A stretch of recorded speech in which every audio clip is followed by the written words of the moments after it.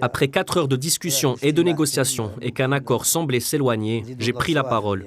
J'ai dit que nous étions tous présents aujourd'hui à Alger dans un but bien précis. On ne pouvait pas finir cette réunion sans avoir trouvé d'accord. Nous avons alors proposé l'idée de geler la production à 32,5 millions de barils par jour et d'établir une commission chargée d'étudier les niveaux de production de chaque pays.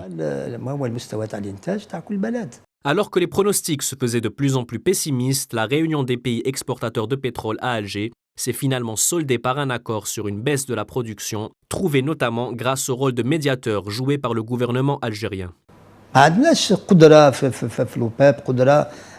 On ne pouvait pas faire pression par rapport à nos niveaux de production. Par contre, on pouvait essayer de le faire à travers un point de vue plus diplomatique.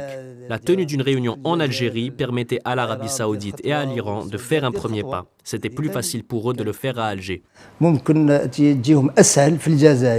Le ministre de l'Énergie Nourdine Boutarfa est également revenu sur les rapports entre l'Algérie et l'Iran. Les relations entre nos deux pays sont bonnes politiquement parlant.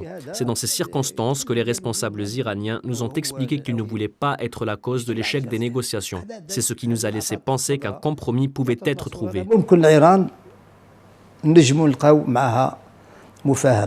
Sur le court terme, l'impact de cet accord s'est déjà fait ressentir en attendant la prochaine réunion de l'organisation prévue le 30 novembre prochain à Vienne.